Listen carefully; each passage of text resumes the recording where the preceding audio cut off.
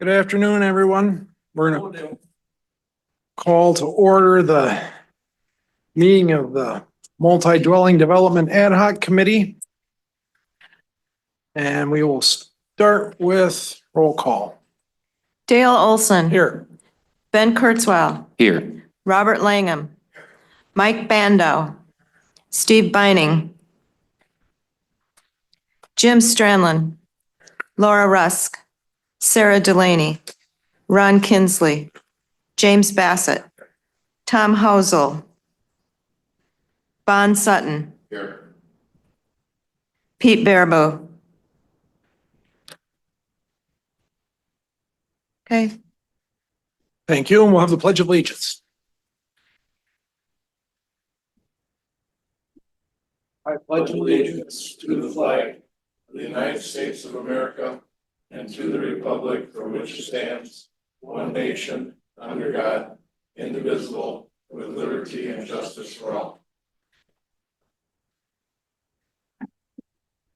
Thank you. Do we certify the compliance with the open meetings law?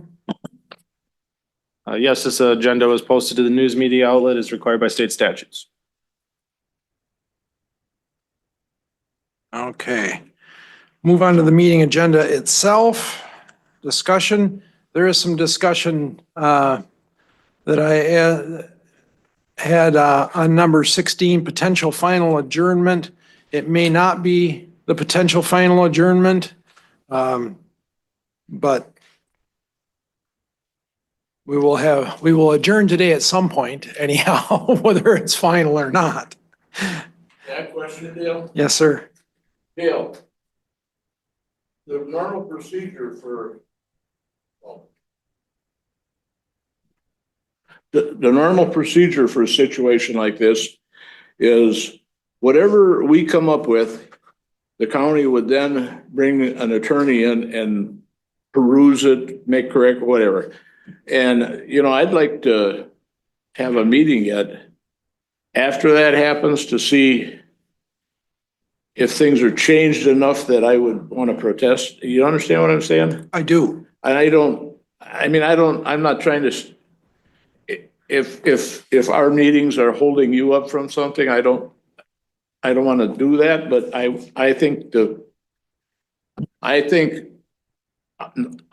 personally want to be able to react if need be in a committee situation if there are changes made by the lawyer that I don't like.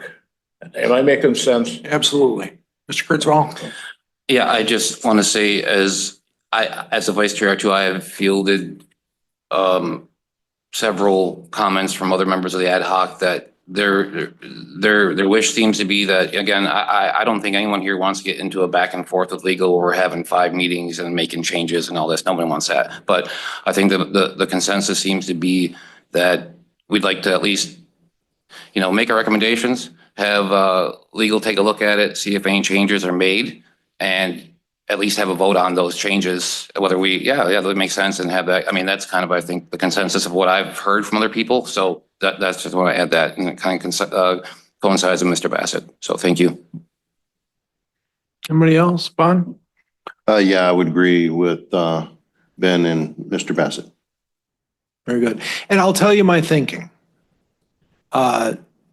is that I didn't want to get into a back and forth. I think everything we've put pen to paper for so far has been very, very defensible in that we adopted definitions from the state. Who's going to argue with that? Other things that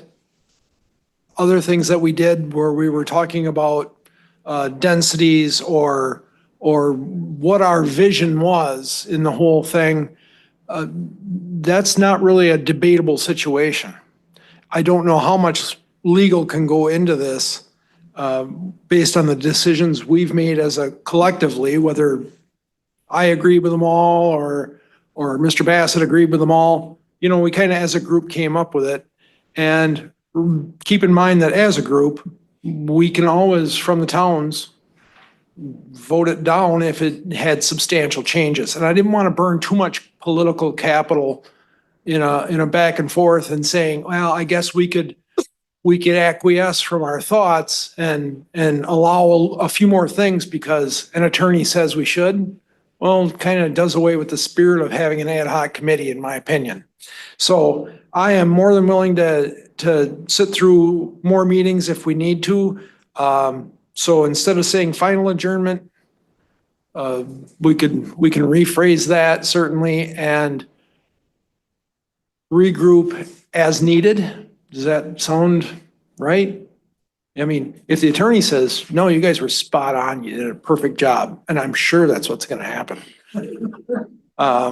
Then I think we could at that point say, now we are finally adjourned, but I'm with, the three gentlemen who spoke that, yeah, you know, if we wanted another kick at the cat, we should be able to have it. So agreed. Bond? To your point, we're also here to make sure that we're protecting Sawyer County in this, and we want to do right by all the towns and the county. So I think that's why it's more of a, let's just check our work type thing. Very good. Hearing no, Um, go ahead. well, thank you. I think Sarah was going to take it over because I was going to mention what you and I talked about. So go ahead. Good question. We're still discussing the agenda. Will we have an opportunity to talk about camping cabins and the Sawyer County request? So the question was, are we going to have time to talk about the camping cabins? Maybe, In the probably. context of it appears to be changing the definition from what it had previously been, and it's blurring some lines. And does that impact what we've done thus far? Is the question. I would respectfully disagree that it's blurring the lines. I think it's eradicating the lines. I think that's, and the reason it isn't on the agenda today, I'd love to talk about it when we have time. We were for multi-dwelling development. Does this fall into that? Kind of, but not directly. So yeah, if we want to bring that up, especially if someone brought it up under public comment, then I think the committee has to address that anyway. So I don't know if anybody will possibly be doing that. Yeah, they will. And one other thing I just want to say is I did listen to the zoning committee meeting from last month. Chair Buckholz, I believe, attended twice or to mention that perhaps the cabin stuff should come to this ad hoc committee. And I believe the guidance he got from legal at the time was, again, that wasn't part of our scope. So obviously we are not going to be able to make any decisions, but I think being able to talk about it is a good idea, whether it's under public comment or not. My last question about the agenda is Surrey County Lakes Forum. Is there somebody? Okay, there's someone here. I mean, are we going to do that under public comment, or do we want to head? I mean. Oh, perfect. Okay, thank you. That answers my question there. Thank you. I had also printed that out to bring along. Andy? Just to go back to the discussion about council involvement. So I understand, anticipated this would go, Mr. Bassett said, normally this would go for council review. I didn't know if you wanted to do that directly with you, or an ad hoc committee normally would complete their work and it get passed up to in this case, the zoning committee, for the zoning committee to decide what to do with it, to push it forward to the county board for an ordinance amendment. And they could have council involved at that point as well. But are you saying that you want to have when you complete your work, whether it's today or 2 weeks from now, have council review it, give their comments back to this committee and discuss it? Go ahead. What we would like is that we would like to finish making our recommendations to the county. And then if I imagine with most things like this, any recommendations are going to be sent to Surrey County Legal to make sure that everything is kosher and there is no conflict somewhere else. So we are saying that before this goes out to the towns, we would like to reconvene and see any changes that may have been made to our recommendations. So we are looking forward to, we have our meeting, make our recommendations, and we don't meet again until again, we have a chance to sit over, look at the changes, any changes that may have made. I hope Chair Olson is right and that legal says this is perfect. You guys did a great job. But if there are any changes, we would like the chance to look at those and see what those are before we adjourn officially and dissolve the ad hoc committee. Am I wording that? Does everyone seem to agree with that? I'm kind of getting that correct? So that's what we're looking for. Maybe a little unorthodox, but yeah, this is kind of a lot of stuff going on and we're just looking to follow it all the way through and perform our duties till the end. Did that answer your question? I can work with that. Okay, thank you. All right. Are we good on agenda? Mr. Bassett? I have a personal agenda besides, i.e. it being that as the future comes along and the county finds themselves with some stuff in the ordinance or whatever that don't work so good, they would think to themselves, wow, you know, that committee from the townships did such a good job, maybe we should ask them to help us again. I would like to leave after this whole multiple dwelling thing is over and done with. I'd like to leave with a good feeling with the county, if I may put it that way. Thank you. That was very nice, Mr. Bassett. All right, we'll move on to public comment. I have one appearance slip and one on the phone. Jean Akela from the Sawyer County Lakes Forum. Yes, can you hear me? We can. Okay, thank you. So I'm Jean Acola, 3634N Boxing Camp Trail, Stone Lake, Wisconsin. And I am the vice president of the Sawyer County Lakes Forum. You've probably heard of the Sawyer County Lakes Forum, but it was relatively inactive for a little while. We have reinvigorated and we're back up and running with many of our lake associations. And and our goal is to maintain and improve the water bodies in Sawyer County, the shorelines and the watershed for purposes of recreation, wildlife habitat, water quality, aesthetics, and the fisheries. Considering that there are court cases that have allowed counties to have more flexibility with the within the statutes that the state has instituted in the past, we believe that the current zoning does recognize the importance of the shoreland, but there should be a deeper level of consideration that protects the varied characteristics of the different water bodies. So we met and we unanimously approved the following statement to this committee, which apparently you did receive our letter and you may have it in front of you, but so I won't read the whole thing, but I would just like to read a couple of the most important points. Sawyer County's general zoning ordinances have much smaller dimensional requirements and allow much higher development densities than similar lake-rich counties in the region. And there are attachments to our letter, I'm not sure if you have that shows Burnett and Washburn counties' densities relative to Sawyer counties. With the change in the Wisconsin state statutes restricting shoreland zoning in the state minimum lot dimensions to 100 by 200 or 20,000 square feet, alternatives to shoreline ordinances may provide for better development standards.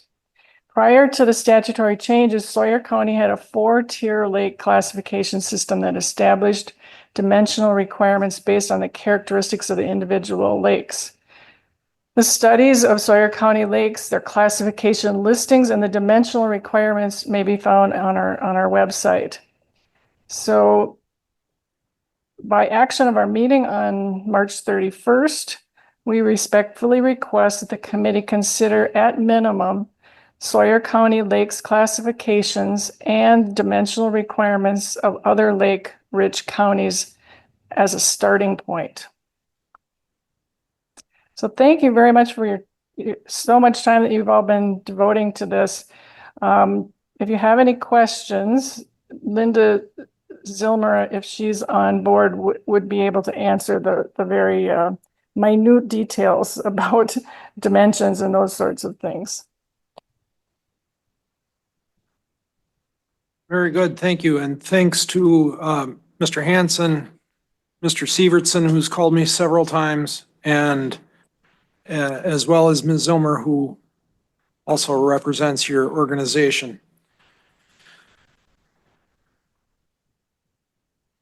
Ms. Zomer, you're up. Linda Zilmer, Edgewater property owner. And just to follow, if I may take about 30 seconds to what Jean had mentioned, is when this committee was discussing dimensional requirements, we looked at other counties. Some of them have a minimum 30,000 square foot, and I know that would be a big ask for you to push forward.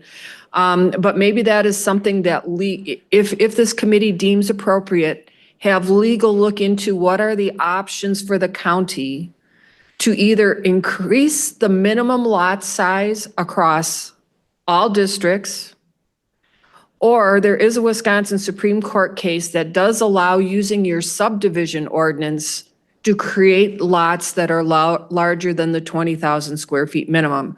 So we are not asking that this committee debate all those details, but merely if you deem that it would be worth investigating, ask for a legal review. Because right now, Sawyer County stands alone as probably the least protective of whether it's shoreland or not shoreland, that R1, RR1, and RR2 are all 20,000 square feet. And by today's trends, that might be too small. So I think I went over 30 seconds. Thank you. Are there any questions on that before I hit camping cabins? Actually, yes, because, Sawyer County had the wilderness lakes classification as well as some other ones, rivers and streams historically. And NR 115, when that changed due to Act 67, it did limit a lot of what could be done there. And while I applaud the thinking, we also have to look at the fact that in Sawyer County, there are 252 named lakes. But by and large, they are 100-foot lots all the way around those lakes. We may be trying to put the horse back in the barn a little late. And I think that was the intent of looking at the subdivision ordinance, and that's where a legal opinion might come in handy, that granted, we are not taking away the 100-foot lots. We're just saying that as you do subdivisions into the future, it might be, because towns can do that right now. Edgewater can have a subdivision ordinance that says we're going to have minimum 1 acre lots, no matter where. And I think that's the key. We used to be protective just in shoreland, and maybe the changes in state statutes threw that out. But in your subdivision ordinance, whether you're a town or the county, you can have larger lots. And it's for moving forward, not staying stuck forever in 20,000 square feet. And again, it's a lot. I mean, you could talk a half hour just on that. Well, and I will say, I said we have 252 named lakes in Sawyer County. Any guesses as to how many unnamed lakes we have? I forgot. About the same amount, about 250. And they're probably all on a list somehow described on the Sawyer County Lakes Forum website under issues in shoreland development. And thanks to Natalie in Land Conservation for helping compile that information. Yeah, a lot of them are on public land, but there are quite a few little pothole lakes. South of your house, south of your house, Lost Lake and Bass Lake, and a lot of those little lakes don't even have names. And eventually, on private land, they probably will be developed and have homes on them. If I remember right, there's over 200 of them little lakes that aren't named in Sawyer County. And back quite a few years ago, you and I tried to get something going on to have school kids Name them. and it just couldn't get anybody to support the idea, but yeah. That's correct. Ms. Zomer, you still got time left. Go ahead. Thanks. Just to touch on camping cabins, since it was mentioned, I think as this committee looked at the definitions of dwelling unit and dwelling and adopted just the bare bones state requirement for the definition, statutory definition, when I saw the camping cabin, this is my interpretation, when I saw the camping cabin proposed definition of 400 square feet, not a set height, having electric, water, sewer, and gas, and on a skid, and as I heard at the Town of Hayward Town Board meeting, and they may be even putting them on a slab, that sure seems like a dwelling to me. And if we have shoreland density dwelling requirements for dwellings, how can we somehow allow campgrounds to place these within the shoreland without having a density requirement?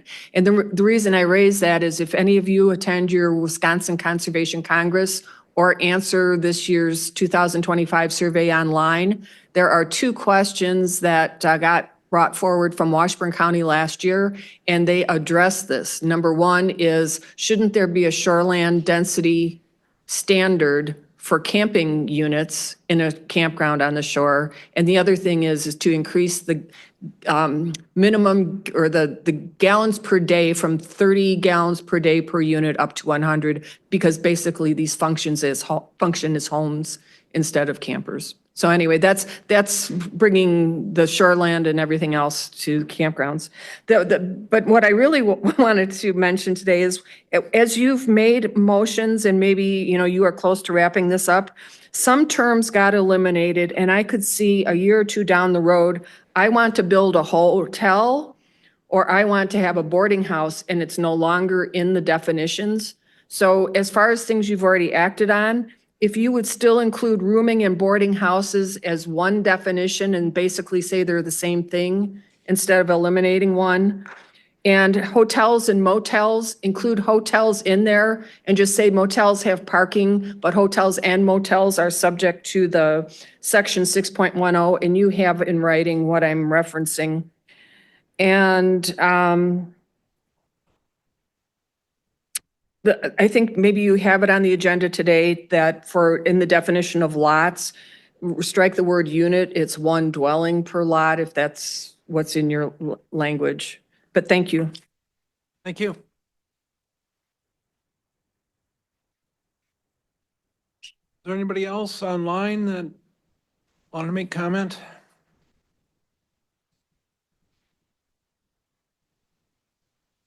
Okay, we will move on and consider the approval of the minutes from the previous meeting.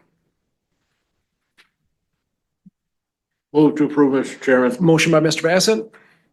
I have a discussion comment, sir. Sure. Just for you all know, my name is not Strand Land, it's Strand Lund. So just so you know. And Jim, just for discussion purposes, can you second the motion so that way we can have discussion after the motion? Is that a second? Yes, sir. Okay, and then now we can have discussion. So just correction for my name and spelling is Strand Lund, L-U-N-D, not L-A-N-D. Thank you. There we go. Motion made and seconded to approve the minutes of the March 20th meeting. All in favor signify by saying aye. All opposed. Updated red line draft version. And we have that. I have that. Why not? So this is what we've been working on so far. It's going to say page 11 of 20 on the bottom. Try to take the first one first, and that was definition of a dwelling. And Ms. Zilmer said to strike units. I took what you had kind of reiterated to me at the end of last meeting. There was a few correctional things. Number 57, the definition of lot stated dwelling unit should be dwelling. That is changed and reflected in the new version.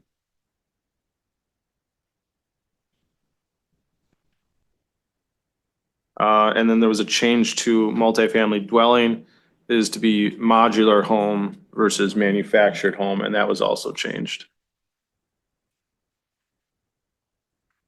And I see hotel motel is included. Now, And the definition of rooming house references a boarding house means a rooming house. I don't know if you want me to add a definition of boarding house that says see rooming house, or a definition of hotel that has the parking accommodations. I'll leave it up to this committee for discussion on that. So right now, again, just so you're aware, Ms. Zilmer, it says for rooming house, a 1 and 2 family dwelling that offers overnight sleeping accommodation to an individual that is not a tourist or transient. And it says a boarding house in quotation means a rooming house. So there is that in there. And it does say hotel, new or hotel slash motel slash hotel. And then they have the definition. So that could take care of your concerns there. The new in there just means it's gonna But get a that's new the new number. Right. I just don't have a number for it yet. I don't know where it's gonna fall in Right. yet. So can anybody say when they've stayed at a place, whether you stayed in a motel or a hotel? it's the Holiday Inn. If it has more than 3 levels, it's a hotel. That's what I always figured. If you're in an elevator, it's probably a hotel. But does it have parking? They always have parking. Everyone's got parking. You're fired, Ben. So that will move on.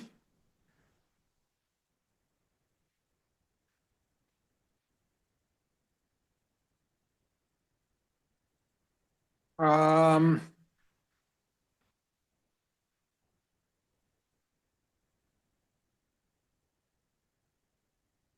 I think those were all the changes that I had noted in, Mr. Kozlowski took care of all of those. Yeah, the one discussion item I had, as far as where we end up kind of signifying or solidifying the double density requirements. So section 18 has the dimensional requirements. And then you actually look to the conditional use permit clauses. So ultimately, I put it in the conditional use permit clauses as under permitted uses as a note that, you know, add 20,000 square feet for each additional dwelling unit over 1. If that should be, you know, moved to a different section or also referenced in dimensional requirements. So you'd be looking at dimensional requirements. This is on page 14. It starts the dimensional requirements. You could put it under 8.2 required lot area per dwelling unit. I just, a little confusion of what's the best way to solidify what the ad hoc committee had voted on. So this is what we were talking about. If you do decide to add another unit to your lot, that for one family, it's an additional, we said it used to be 5,000 square feet. We said 10,000 square feet for each additional unit over 1. And we had talked about that, changing that from 5 to 10, because we basically said we were going to double it. And I actually like having it as a side note. I don't think it's going to come into play often, if at all, but maybe. Yeah, I think having a side note to explain, it makes sense. And again, just so I'm clear too, the showing of the under 18.2 where it's the R1 and the 10,000, that is with our change, correct? We went from the 5 to the 10,000? And that is a change there. And then that was with public sewer, and then without public sewer, it'd be 20,000? Not necessarily. So it's that double asterisk there. And then the double asterisk, then you go to You had the to add bottom. 10,000 square feet for each additional unit. Yeah. Okay, and So that's where that change is okay. referenced. And I know this probably isn't time to talk about, but I guess I've had some thoughts about this. If someone came to you, if someone's zoned RR1 or RR2, and they come to the zoning department and ask for a rezone to R1, that's gonna be pretty easy, right? I mean, it's not spot zoning, it's a residential neighborhood. I mean, why would we not rezone it? I mean, it could still be viewed as spot zoning if it was clearly all residential recreational 1.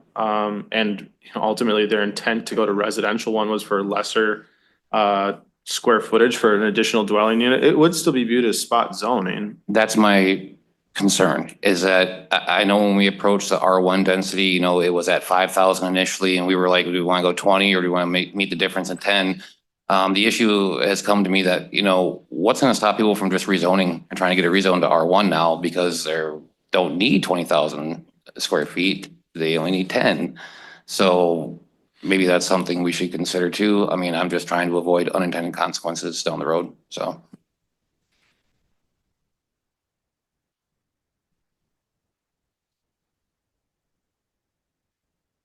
How's it look, Sarah?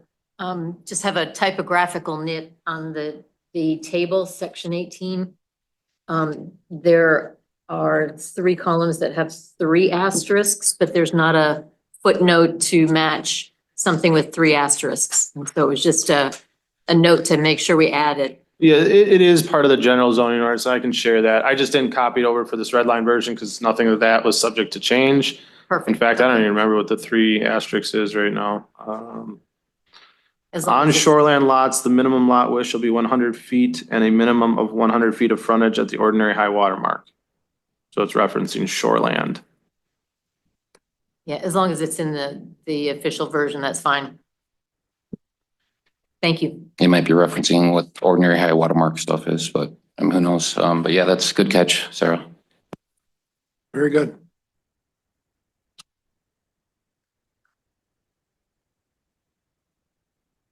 Anything else? Otherwise, sounds like we're good on red line. So you still wanted to add footnote though in 18.2? Was that what I was hearing? Denoting the difference or the discrepancy with the R1. So that one's already in there. Yeah, But do you okay. want the added note that it's Per that square footage per dwelling unit? Yeah, I think, do we want to do that too, to make it clear in there that when people are applying for this, that this is what they're going to need for each additional dwelling unit in that lot also? Anyone have any thoughts about that? I think clarity is probably a good thing, but Dale, what do you think? Footnote to make sure that applicants see that in the section 18.2 that it's going to, that this is what we're going to add the notations of, you know, per extra dwelling unit also to say they know what they need for size requirements. I think 4 asterisks. 4, yeah, there we go, the 4 asterisks. So yeah, that'd be great, Jay. Thank you.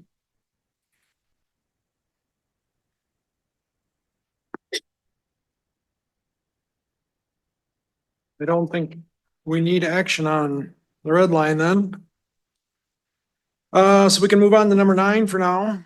Resort use, rental of more than one dwelling and condo rentals tabled from meetings 1, 2, 3, and 4, basically. So Ben, I think this was kind of we've gone back and forth on what it takes to be a resort, and does renting 2 rooms make you a resort, and 3, and if you want to take a kick at that one. Well, I guess I want to be careful not getting mixed up between uses and structures here, but I think one of the, and correct me if I'm wrong, Jay, but I thought one of the issues too was, you know, what to do about 2-unit resorts, potential 2-unit resorts in the future. Is that correct? Well, it's not just that, but we removed the definition of multi-dwelling development. Multi-dwelling development included resorts. So if you're removing that definition, we have no other area where a resort is any type of conditional use permit or a permitted use. Right, so we have to So- plug it back in potentially in RR1 and RR2, so, okay. So let's deal with that issue first. I believe the majority of resorts in Sawyer County are on RR2 zone property. So it seems logical that having a resort would be, now are we talking permitted use, conditional use on RR2? It is under conditional use right now. So do we all agree that a resort should be a conditional use on RR2 zoned property in Sawyer County? Does anyone have any disagreements with that? No, I agree. I agree. Okay.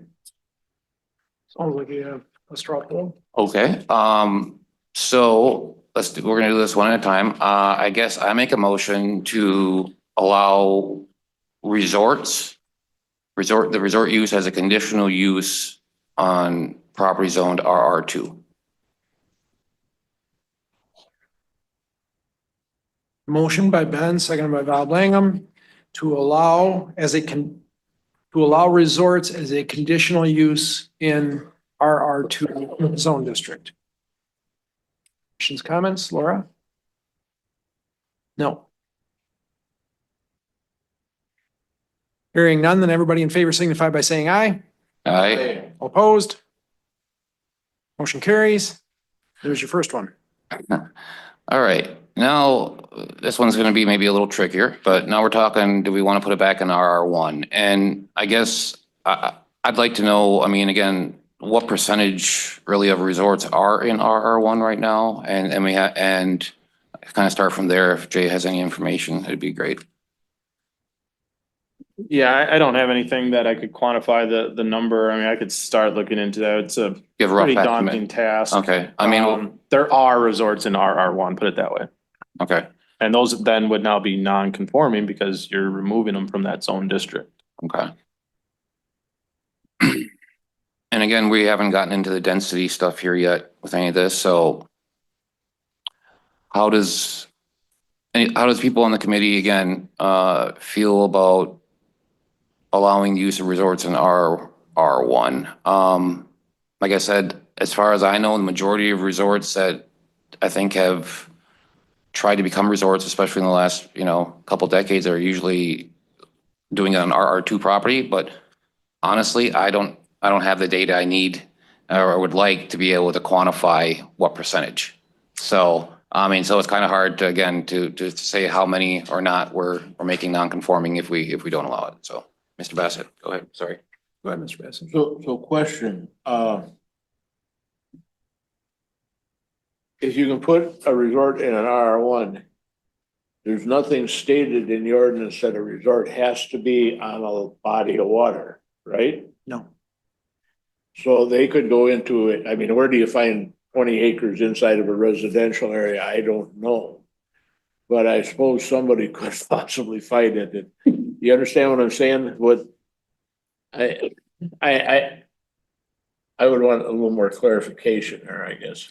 And this isn't just about, again, a 20-acre resort. This is, again, potentially about where we have two legal structures on a lot.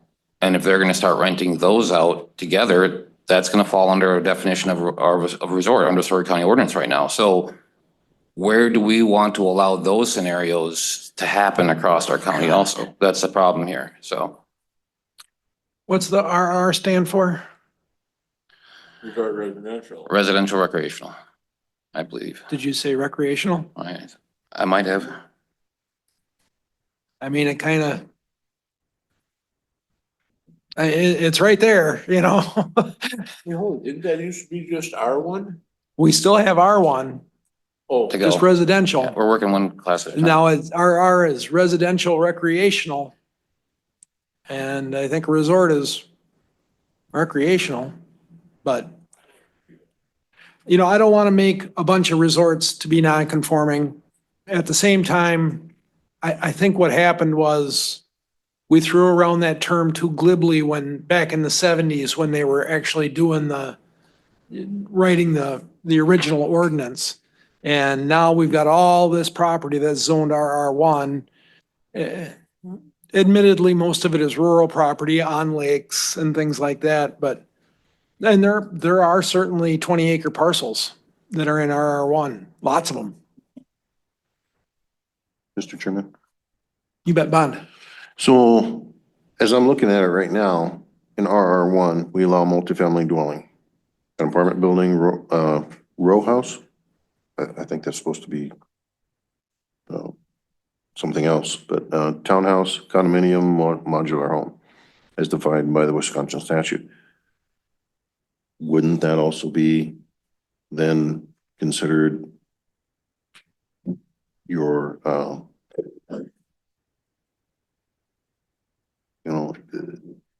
just think that that's part of it. You think it fits into that category? Yeah.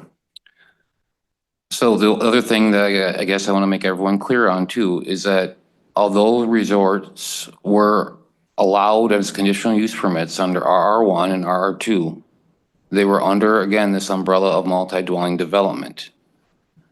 Okay, and that was calling for 3 or more. So what we've done now, we've allowed resorts now of more than one, just more than one on RR2.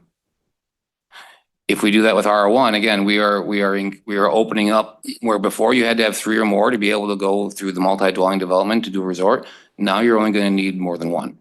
So just be aware of that it is opening up a potential route that was not there before we started changing this, that it is going to be it's going to make it, I believe, very easy for someone who has 2 units on a lot to be able to go the resort route, where before, under the multi-dwelling development umbrella, it called for 3 or more units. So we are offering, we're giving more, we're opening stuff up here a little bit more than it was before, because now it only needs to be more than one. So just so everyone's aware of that, and that's where my hesitation is with the RR1 part of this, just to be clear. And normally when you think of your base zoning, you don't do the RR part, you just say it's residential. That's a residential area. Do you want a resort in a residential area? But we have these terms that were coined back in 1972, and they decided to go residential, recreational, 1, 2, whatever. And a lot of, like you'll see in the stuff provided to us from the Lakes Forum, some of the other counties have 3, RR3. Yeah, this is whatever you guys want to defend. Mr. Chairman, Yes, Bob.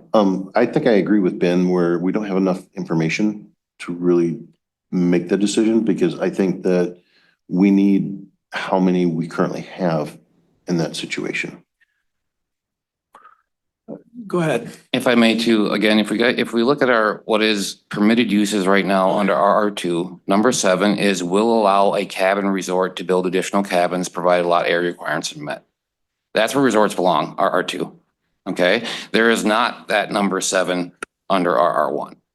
So to me, RR2, that's the only place resorts belong, really, I think, going forward. And I do not want to create a lot of nonconformities, and that's why it'd be nice to be able to quantify that. But looking at the permitted uses already, this is where, the one place where resort is mentioned, and that's where the majority of resorts are currently existing on. So to me, that is a place, and probably the only place, that a resort should be a use authorized by the zoning ordinance, in my opinion. Do you think the county would be amenable to resorts that are in RR1 right now, which, as Mr. Kurzweil stated, most of them are RR2, I would say the vast majority, but there is some that are RR1. I think the county would swallow a couple of nickels that would be lost to allow for a rezone for existing from RR1 to RR2.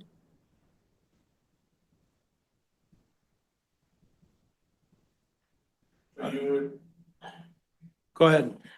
So you would want an existing resort business to voluntarily move to a different zoning classification for their resort?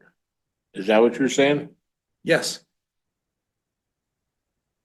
And the county would, because they were doing a favor to the county would do this for 0 cost? Yeah. To the resort owner? Yeah.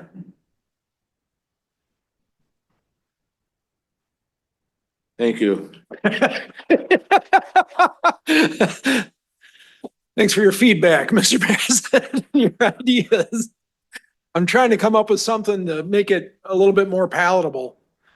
The gray matter was working overtime. And again, it'd be nice to have those numbers quantified to say what, It would. do we have 5? Do we have 10? Do we have 55? I mean, it's that there you go. I mean, like you said, and I'll take your word for it too, from what I understand, the vast majority are in R2. Yep. And R2 is the one place in the current ordinance that says something about a cabin on a resort. So to me, that just makes sense.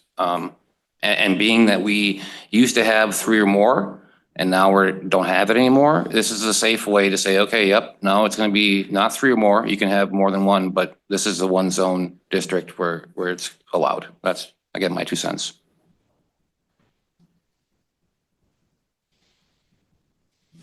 Laura? I agree. That makes sense to me, that the resort would be in RR2. Make the distinction between the two.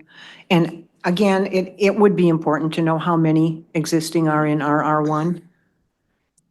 Jay, tell me okay, so if they become non-conforming, what does that do to them? I mean, if there's some encouragement that they should be rezoned into RR2, so going forward, if they choose to sell what they have or whatever, they are not non-conforming, they're conforming, that would be the impetus to change from RR1 to RR2, right? Or does it not make a difference?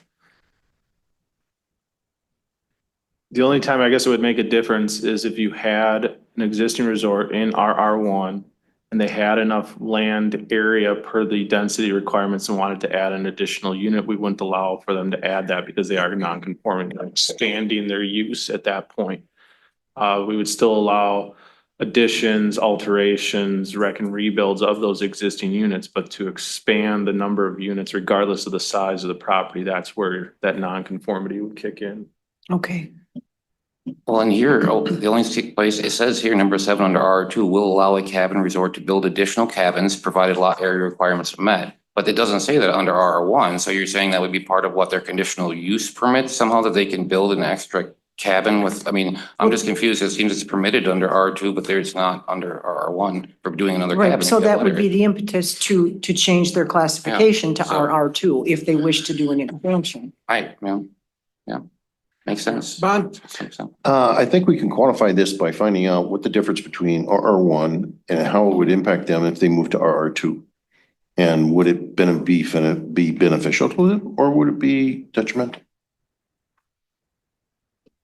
And the same argument would be made, as previously brought up. I mean, if this is a highly dense residential recreational 1 zone district and there's an existing resort in there and you're now wanting to put them into RR2, could be viewed as spot zoning.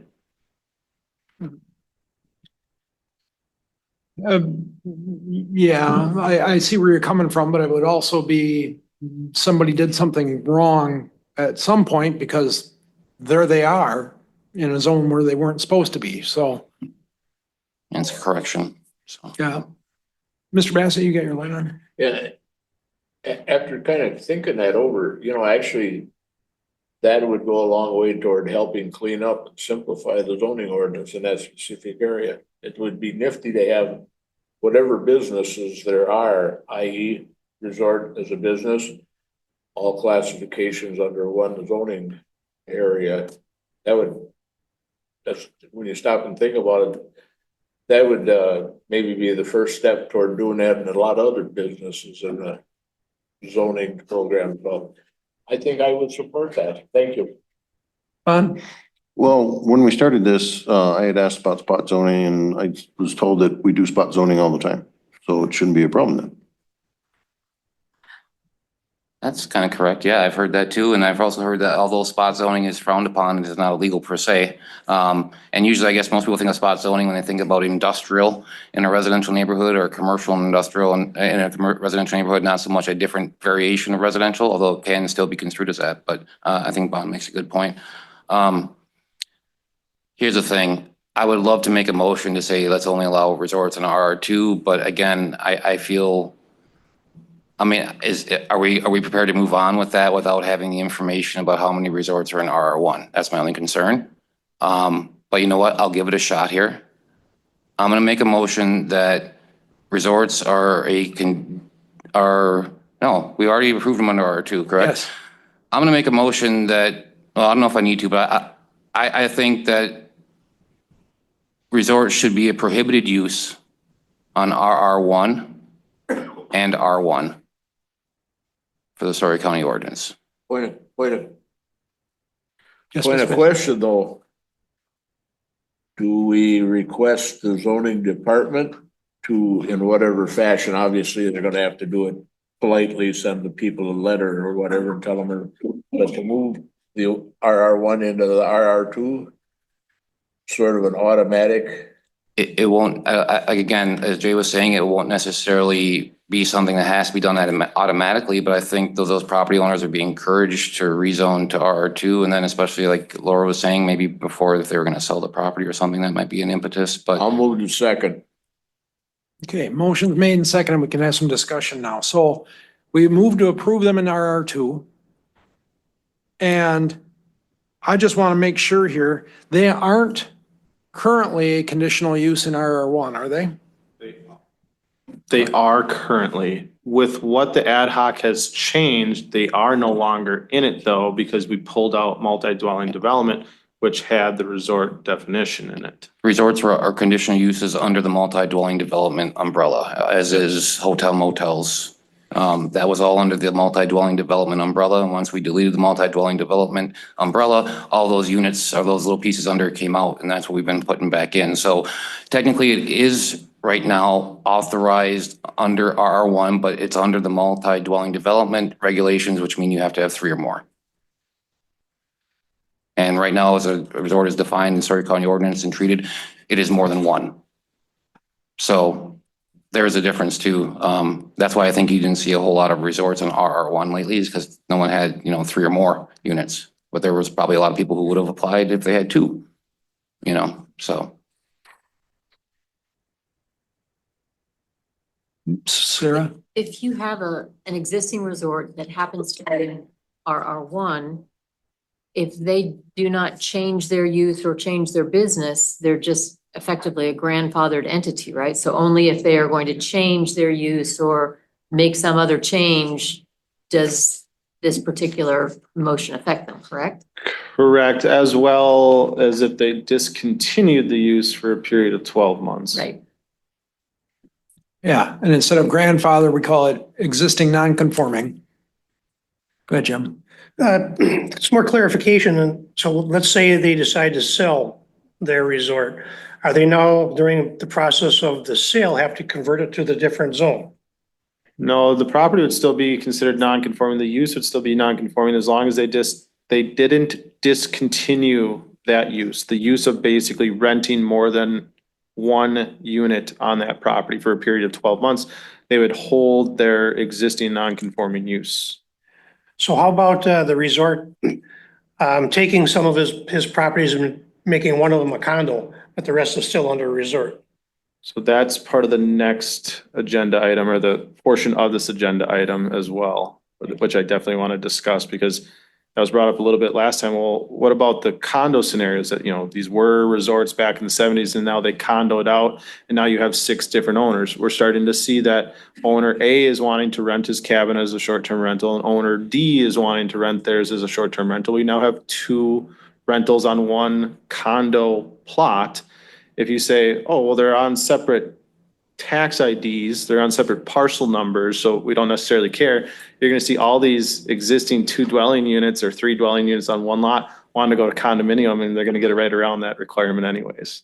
So it does have a snowball case, and this is where when I initially were, coming up with these ordinance amendment changes a year and a half ago, I remember sitting in the room with Phil Neese and Kay Wilson and Don Stover, and this is where we just started bashing our heads against the table because this is where things get really difficult really quick when you start talking about the condo use. And I don't want condo to be a scapegoat for someone wanting to do the rental games. But then we still have to treat our existing condos the same, where if we have a condo situation and 2 people in that condo are renting, what are we doing with them? They're technically a resort. Call for the question, Mr. Chairman. The motion made and seconded was to prohibit resorts in R1 and RR1 moving forward. Does that sound right? That is correct. All in favor of that signify by saying aye. Aye. All opposed? Motion carries. Okay, last little bit here at the resort, and then I would ask for a brief 5-minute recess if we could, but C1, what do you want to do with commercial now? I believe resorts are not a permitted or conditional use on commercial property at the moment. Is that correct, Jay? Yes, that is correct. Okay.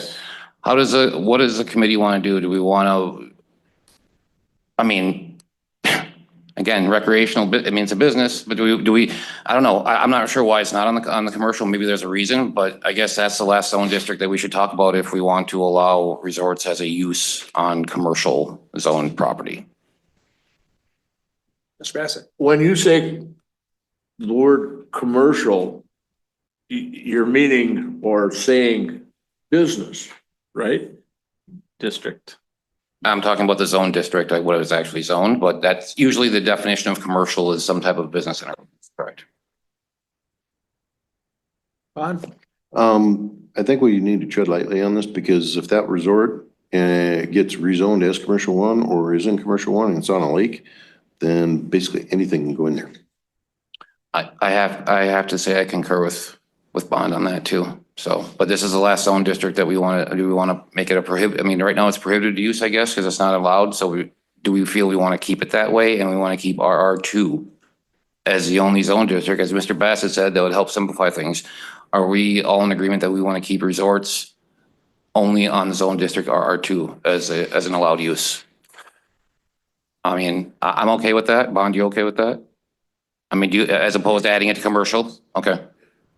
The only reason I say this is because it makes sense. If the resort goes away and that it was rezoned as commercial one, then we are opening up a Pandora's box of things that can go in there. I concur with you. What is allowed in commercial one? Yep. Nude dancing establishments.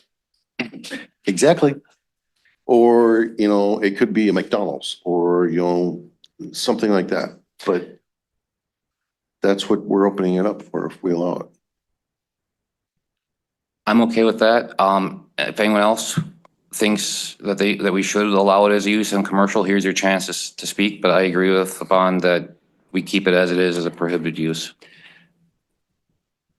If I may, you know, I'm not opposed to what you're saying at all. I'm with you. However, this would be for a new resort. Is that kind of where we're at? It would be a new resort. We wouldn't, if somebody came in and said, I want to start a resort, I'm right now zoned RR1 and I want to make it commercial to put in a resort, that would be different than, well, you can go RR2. No, I want to be commercial. And then I would be very wary about it. But so if we take no action, that means they're not allowed there. But is there a reason why they were never allowed in the first place as a conditional use or a permitted use, Jay? I mean, any reason why they were left off? nope, Mr. Bassett would know better than I. Well, you know, what we decide here could screw up. I mean, short-term rentals are business. I don't know, we could really screw up the ordinance. We did the wrong thing here. I mean, make poor Jay have to rewrite half of the dang thing. I don't know. Mike? I'm thinking about resorts and we tend to think a resort is on a lake up here and then people come up and they go fishing or golfing. But I can think of all kinds of, you know, there's resorts for horse people. There's resorts for rock hounds. There's all kinds of activities. And as we get more and more pressure up here, people want to get out in nature. You could have backpacking resorts, wildflower resorts. And so I just don't want to just think of resorts on lakes. We're going to have a lot of different resorts. So again, no action would mean they're not allowed in C1. I will say that one of the permitted uses in C1 as of right now is rooming and boarding houses. A rooming house being a 1 or 2 family dwelling that offers overnight sleeping accommodations to an individual that is not a tourist or transient. It's not far off from a resort. No, but it's stating that that is for residents of the community. That is for people who live there full time, not people who are renting out a room for a week at a time or a weekend at a time. That was the difference between rooming and boarding houses and resorts. Is that one of the main differences, or hotels, that they're renting out to non-transients. So that would mean they're renting them out to people who live here full time. Right, and motels are a permitted use, so I can have a 20-unit motel in non-shoreland, but no resort. I get it. Don, you want something to say? That's it. So how many rooming and boarding houses are on lakes? I'm not really aware of any rooming and boarding houses, to be honest. What are those? There's a couple bed and breakfasts out there, but I'm not aware of any rooming and boarding houses. The only one I can think of is right in the middle of Northwoods Beach. Indian Trails got one. Bunkhouse.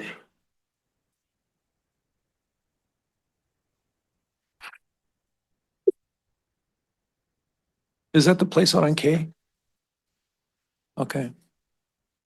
So no action would mean no resorts, but like Jay pointed out, you can do a rooming and boarding house or a motel. So, you want to leave it that way? Or change something?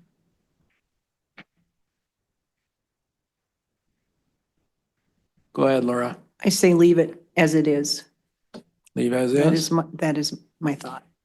We don't need a motion for that. Leave something alone. Unless we hear anybody else pipe up. And with that, we're done with resort. And we've had a request to take a 5-minute break. Let's reconvene at 3:08. Okay, 8 minutes after, we will reconvene. And move on. 10. Or do we still have, I don't know, the condo rentals? Is that something that, on number 9, that Jay, I think, wanted to bring up? Definitely talk about it. Oh yeah, condo rentals. Need some guidance as to what to do with those, because we are seeing these condos, which were old resorts, to a different form of ownership, that multiple owners within the condo are wanting to rent. And if you say, well, that's fine, there's different tax IDs, or the condos for themselves can figure it out, yada, yada. You're gonna run into the situation where someone that has 2 existing dwelling units on one lot is going to want to form a condominium as a form of ownership. Current zoning ordinance does not require zoning committee approval for the formation of a new condominium when no additional dwelling units are being proposed. So you're gonna have people circumvent the ordinance. I guess try to help everyone out here, because most of us think of condominiums as a form of ownership and not so much, as you said it before, condo use. But so explain to everyone again how just merely changing the ownership or having a condo makes it where we can have either multiple units on a lot being rented, or in some cases, I guess, multiple units on a lake lot when the Sawyer County ordinance says, 1 dwelling unit per lot or 1 dwelling per lot. Right, majority of those are already existing. So you take Treelands right now. Treelands is operating as a resort. Well, what happens 100 years down the road when Tatum doesn't want to do it anymore and they want to sell it out? And I want to buy one of their existing units because I always grew up there and I fished there and I stayed in unit number 7. And Treeland says, yes, we're going to form a condominium ownership and you will own unit 7 and the little space around unit 7. And Mike's going to own unit 5 and Ron's going to own unit 6. Well, now Mike is in there and he's like, well, I only use it, for a few weeks out of the summer. I'm going to rent it out the rest of the time. Ron sees how much money you're making it renting out. Now he wants to rent. Now, again, we have 2 rentals on 1 parcel of land under this condominium plat. Flip side, you have 2 dwelling units on 1 lot, similar to what's occurring next to your father's at Douglas Kurtzweil's, which was an old resort. There's 2 existing dwelling units on that lot. What's to stop that individual from forming a condominium of those 2 units? And then, he calls it LLC 1 and LLC 2. Those are 2 different forms of ownership and they could potentially rent both of those units. There is a circumvention if we don't set or establish some type of ordinance requirements for condo rentals. Does everyone follow that? Great. But he still owns both of them. It's not, he didn't sell one of them and make it a condo. They're still owned by the same person. under a form of LLC, it's shown as a different form of ownership. So even you're the same entity, LLCs get really weird really quick. And you could have someone play that game. Even if you said, if it's one individual, when you start looking at the laws of what a limited common element or a limited liability corporation has, is those are forms of different entities where you could sue LLC one, but you don't touch any of the assets of LLC two. They're different forms of ownership. He's correct in that, is that, and this is the problem with LLCs, is that, I'll just give you guys a quick scenario. A number of years ago, again, you were limited with how many closed acres you could have for MFL, okay, per person. So there was a company that formed 80 LLCs and would ring their property with, each LLC would get their closed amount to ring the rest of the property, which they would have open. And again, I talked to the Department of Revenue about it, and again, according to the Department of Revenue, each LLC, although it's the same signatory, same guy getting all these LLCs back, they're treating it as a different owner. And so they were allowed to put their 80 acres enclosed or whatever, and then have 80 or to 100 of these LLCs ringing, all the rest of the property. So it's another problem that adds to the complexity of everything, is when you start adding in the LLCs. And I think the scenario Jay was talking about would be if someone counted it off and then had LLC one own one unit and LLC two own the second unit. And technically there you have two owners, even if it's the same guy who's paying, who's doing all the stuff with it. I mean, so that's what also adds to the problem with this. Does anyone, I'm sure other people have issues with condos and rentals. Anyone else want to have any thoughts? Go ahead, Sarah. What Jay described is exactly correct. And even though we've, quote, cleaned up resorts in RR2 only, certainly the reality in our area is that every condo association, for the most part, is now got one or two or more condo owners renting within the same condo association. So it is at the moment a way to circumvent what we think we're saying for resorts.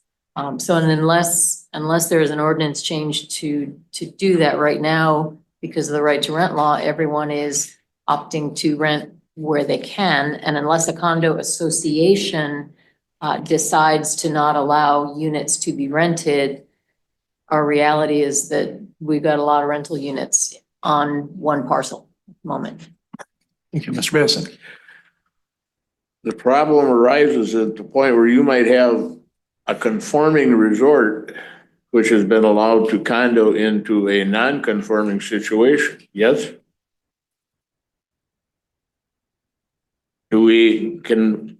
Can you, I don't know if all of the resorts in that situation are condoed already, but can there be an ordinance that would eliminate condoing them resorts with 6, 7 cabins on a small piece of property? Condo and being allowed to split up like that? I don't know. I don't think so. And because condo's a form of ownership, we don't have anything to say about it. We don't get notification even most of the time, just the parcel maps. And I try not to interject my opinion into too much, but just a couple of thoughts. Most of the condo associations are old resorts that historically have been there. They were a resort. They got bought by 10 owners instead of having one owner.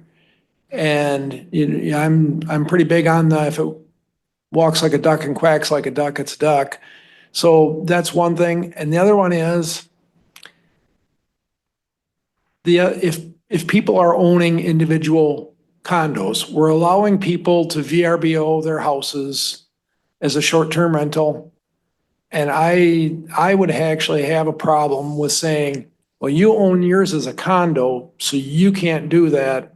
The next place over owns theirs fee simple, so you can do that. They're just a single family residential and they rent theirs out on VRBO, but the condo owner can't. I don't know if I can see my way clear to do that. I think you still have a reasonable right to use your property. And most of them were resorts at one time. Now, I do have a problem with the scenario you developed there with, I've got 2 legal ones that I'm gonna make one LLC, one LLC 2 and rent them both. That I have an issue with. So come up with a solution for that and not the other part, and I'm, So I guess I have two options is how you could potentially fix it. One is you call more than one rental unit on any type of lot or plat, be it a condo plat, and they'd be viewed as a resort, and you gotta get a conditional use permit, even condos. Now Mike's renting that one, now Ron wants to rent the other. You guys gotta come together as a condo and you gotta bring it forward to the town and the zoning committee, because you're gonna operate this as a resort, because you're renting more than one. The other, I guess, would be to prevent them circumventing, we could go into the subdivision ordinance and require zoning committee approval for any condo creation. Which that I have to check with legal. I'm not sure if you can necessarily do that, but I don't know if we want to, but those are my only two, I guess, solutions is how you fix those scenarios. So just to be clear again, I mean, there's under RR1 and R2 on the multi-dwelling development before, we had this development including condominium, so it was allowed. So we can't restrict condominiums on certain zone districts, can we? I mean, I don't see So that it's if allowed you under were- R1, so I If you had a mean, vacant chunk of land and you were proposing to open up Kurzweil's condominiums, that would require zoning committee approval. But if you bought Treelands and you want it to condos as existing units, there's no additional approval needed. so again, it doesn't matter what zone district you're on if you want a condo stuff. So that's why it's kind of confusing here because it's allowed under those zone districts. So we can't do that. And like I said, like you said, maybe as a resort, what about as a PUD? If you start getting this mix of commercial, well, kind of almost pseudo commercial and residential on a condo lot, that would almost be, you think could almost be done through the PUD, but I think there should be, I mean, I don't know what we can do here, how to solve this, but I think there should be something where, so if I have a condo on RR1 and we start getting enough units that want to rent and we go to the county to try to run it as a resort, then we're going to need a rezone. Right? Because resorts are only allowed through RR2. So, I mean, I guess I would be open to the idea that if you, I mean, maybe this idea we can start talking about if you have more than one property that's being rented, one dwelling unit that's being rented, more than one on any property, does it matter who the owners are, or are we gonna say that that whole property is being used as a resort, as a type of resort thing? I mean, this is a tough one to kind of unpack and figure out. I think you'd also have to include duration. Time. Because a resort is usually flipped about once every a week or however long. Whereas if it was a long-term rental, that's a little different. And then that's the beauty of a conditional use permit, because you can set those conditions. You can set fencing requirements for visual barriers. You can set duration days of rentals. the only thing I can remember was former council here. I said, they want to be able to rent single-family dwellings. And he said, yeah, single family. And I said, well, can they do that? He says, doesn't matter what family, just a single family. Well, now that was 20 years ago, but it made a lot of sense when he said it. Just that it's, single family is a single family, whether it's yours or not. And I don't want to ever take away somebody's reasonable use of their property. But I also don't want to have the issues that we're starting to have now with, the propane tanks missing from the neighbor's grill because the renters ran out of their own. The picnic table that you had is now on the neighbor's deck, and that happens every week. So you can come up with a solution, Ben? No, I just have one last question, I think, for Jay, just so I'm clear. Under the multi-dwelling development as it was, where it said it was a permitted use, including a condominium, what does that mean then exactly? What were we permitting under this multi-dwelling development with the condos? Maybe I misspoke before. So maybe, if someone was to come in with a new condominium, again, you want to form Kurzweil's condominium. I guess if I was really to sit down and read the ordinance, I would say that the creation of a new condominium would only be allowed in RR1 and RR2 because that was what it fell under the multi-dwelling development. I don't think you could actually make a condominium in R1 or F1 or Ag1 or even to the extent C1 because it wasn't listed as one of those uses. I just had a condo made in the town of Hayward in C1. 'Cause I thought the condo storage unit stuff was on commercial property. The condo aspects, yeah, we haven't seen the condo come through at all. They Okay. haven't proposed it as a condo to us. They proposed it as. I've seen already storage wording of the building. condo declaration. So,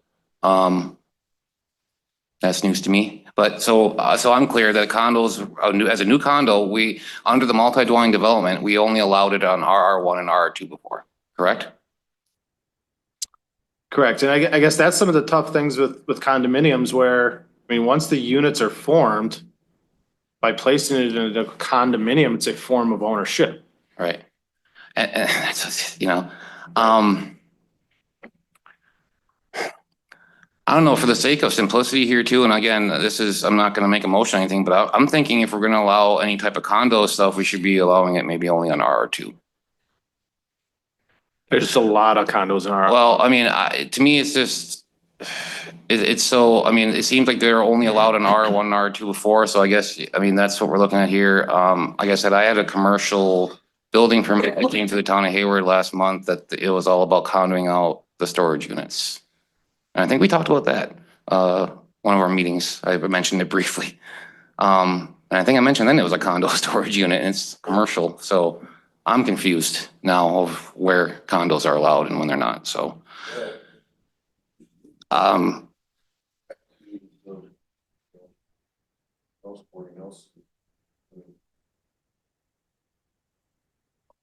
That's getting confusing to me now, because we just decided on, you know, the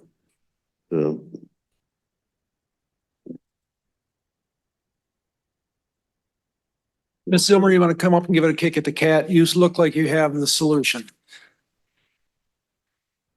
Linda Zilmer, Edgewater property owner. Condominiums are listed, but they are not a structure and they're not a use. They're only a form of ownership. So you don't put them back at all. They're covered in the subdivision and condominium ordinance. So if you have multiple dwellings, those are dwellings, but their ownership could be, say it's the old resort and they've taken the resort and chopped it up in each condo ownership. That's just an ownership issue. It's, you're not putting back in a use, you're not putting back in a structure. A multifamily dwelling is going to be permitted as a structure in its own district. And if somebody chops them up and sells each unit differently, that's just condominium ownership. You do not put a condominium back in as a use because it's just ownership. Does that make sense? Partially, but so clarify this, then, in your scenario where you have a resort that you chop up into condo ownership and you start having then multiple units being rented on that one property, but they're by different owners, you're saying there's not much we can do about it because it's the individual. Well, I'm owners. saying is I thought you covered that under resort then. The resort was the use of the condos. See, and that's, I think, where we're running into some confusion here. Well, that's what I'm saying is condos are not a structure. That's what I understand. Condos are not a use. Form of ownership only. Condos are a form of ownership only. Does that make sense? Right, and I think, you know, going back to your point before is, you know, why would we allow condo storage units? Under the RR1 and the RR2, that was under multi-dwelling development, where if you're gonna have multiple dwellings that were going to be used as a condo, that required the zoning committee approval. But as a commercial, the use again was for storage buildings. The form of ownership was condominium, so it doesn't require additional approval. Okay, so condos are allowed on commercial properties. Yes. Okay, As a form of use. there we go. But you wouldn't be able to have multiple dwellings within commercial as a condo. There we go. All right. I'm trying to get this to fit in my head. My mom and dad have a resort. They leave it to me and my 7 brothers and sisters. So there's 8 of us now that own the old resort. There's 8 of us kids that own it. Kind of the same thing as a condominium form of ownership. In the condominium form of ownership, they each have 1 cabin. We 8 own the entire thing, 1/8 of each. But is that does that form of ownership change how we would apply the ordinance to that resort? Did you continue to rent? Sure, Then you're still a resort. there we go. I But think, now if you divided the units and Dale owned a unit and I don't know your brothers and sisters' name, but John and Tim and Bob, and then they wanted to rent, I guess if you continued to rent, you'd still be a resort. Yeah, sure. And if you, again, owned two legal non-conforming structures and decided to, you know, rent out more than one of those, but you were not a resort before, again, it would require a rezone to be in the proper zone district and any kind of density requirements that may be set forth. Correct. But we are gonna run into quite a bit of issues. You asked before, how many resorts do we have in RR1? I'll start looking through that. I don't know.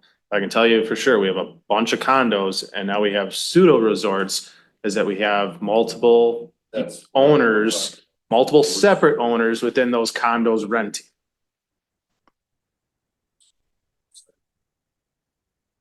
Andy, you got the answers? No, I have questions. That's not helpful.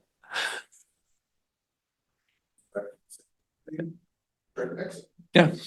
Well, and I think just for going forward, I don't think we should be adding condominiums into any part under conditional use permitted use going forward. I mean, we should let that go under the condo ordinance. I mean, I don't know why we have yeah, so. Andy, go ahead. I just had a question, 'cause I don't quite, I mean, with the scenario of resort, Ron's bought his cabin, Mike's bought his. There's ownership, they own their cabin and a little bit around it. Is that considered a lot? It's not considered a lot. And who owns the space in between the cabins? It's common. It's a joint ownership. If there's 7 units in there, you have a 1/7 interest in that space between them. That's the common element. You own your tiny little box as your limited common element.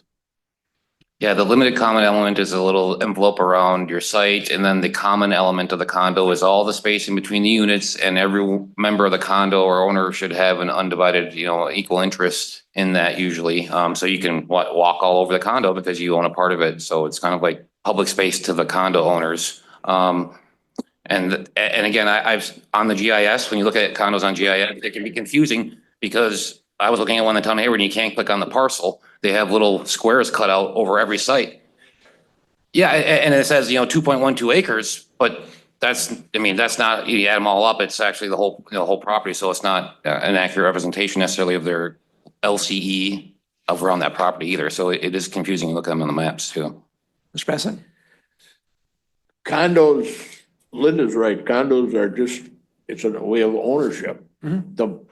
But there's something wrong in the way ordinances are set up in that even though it's got different ownership, it still has a physical piece of land with a structure on it that comes under zoning.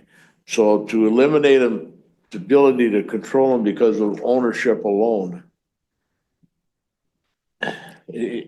God, You're right there. talk about a can of worms, like, well, And we're saying we just because someone owns a condo, they shouldn't be allowed to do things with that property that you wouldn't be allowed to do otherwise if you didn't have a condo. That's what we're looking at here, is that Agreed. it's an ownership and we want to make sure that it doesn't matter how the ownership is, but we want to make sure the rules are the same for everyone. So the condo owners can't skirt the rules. And they have extra benefits because of this condo. And it does make it more confusing with the LLCs and all the common elements and all that too, so.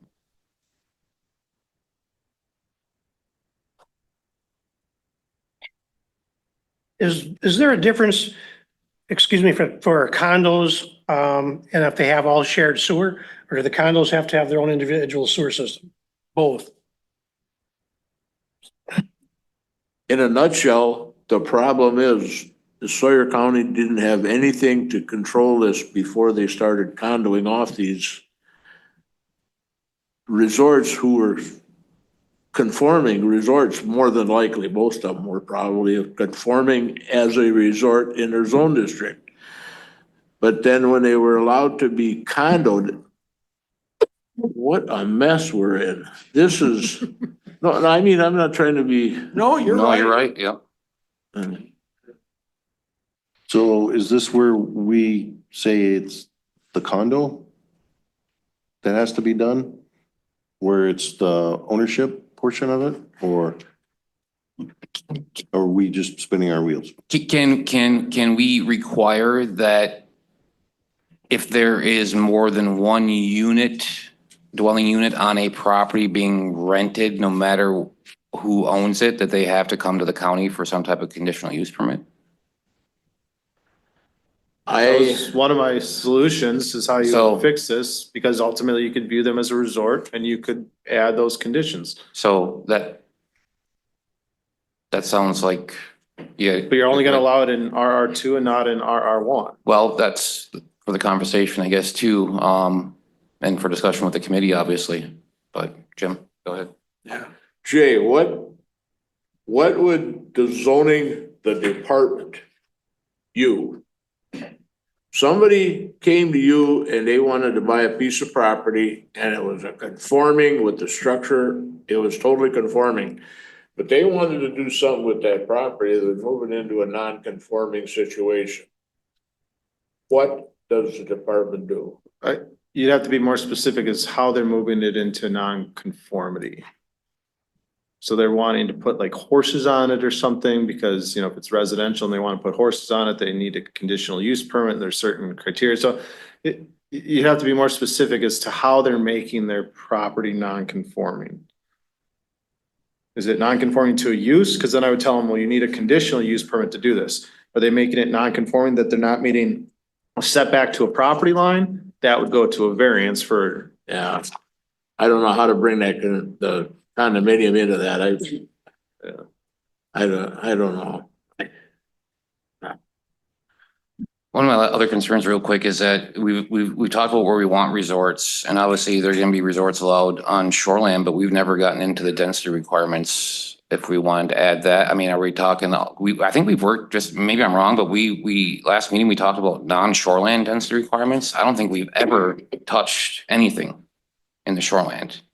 And I mean, I think that's something we need to address too. If we're gonna have new resorts on shoreland, I think they should probably, that's where maybe an extra width, included with the extra 20,000 square feet, I think would probably be very wise. So if someone did want to do a 2-unit resort, they would need 200 feet and 40,000 square feet, but we have not touched that yet as a committee. So that is something that makes today's being the last meeting looking very unlikely. So we have to, now that we've done resorts and we're about to do condos, we have to deal with the density for those resorts. And I don't think we do. I think we've already kind of solved the density issue by saying, that you're saying if you want to have 2 legal structures, you need to have 200 square feet. Well, yeah, or 200 linear feet of shoreline. Yeah, you do. And they could do one on 100 and the other one on 100. And it's fine. If they wanted to have 2 structures on 100 feet, yeah, that would be an issue. But I think we've kind of had that in place already. I don't know, and that's why I'm just double checking, because there are quite a few now non-conforming legal structures where you have 2 legal dwellings on one lot. Whether it's a legal non-conforming ADU or an old resort situation where I think, and correct me if I'm wrong, but I think the feeling of this committee is that if we want something on shoreland, and again, for every extra dwelling unit, whether it's a hotel, motel, or resort, we're looking at an extra 100 feet of frontage to go along with the extra dimensional requirements. And I just don't know that we've actually made that crystal clear in our recommendations, because we've never touched shoreline density requirements. So maybe I'm wrong. Well, does somebody want to take a kick at the cat and see what the consensus is as far as condos go? I said my piece, but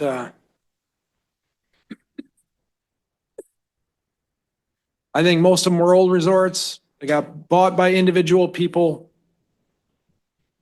And if you could rent out a single family dwelling, you should be able to rent out your condo, is my opinion, but I've been wrong before.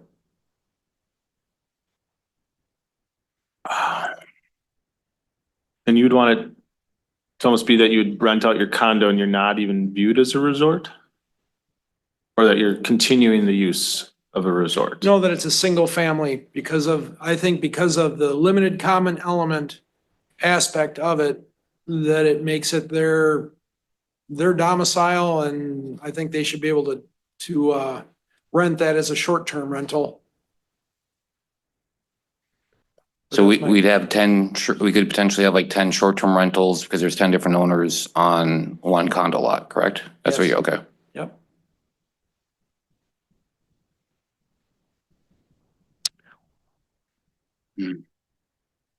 Okay, I guess I'm gonna start with this. I didn't hear what you were saying. I'm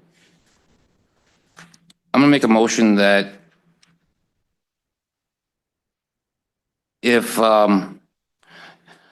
there is more than one, if there is a proposal for more than one rental if more than one rental on a property, in a condo, that the condo owners or association, I guess, seek a conditional use permit with Sawyer County zoning.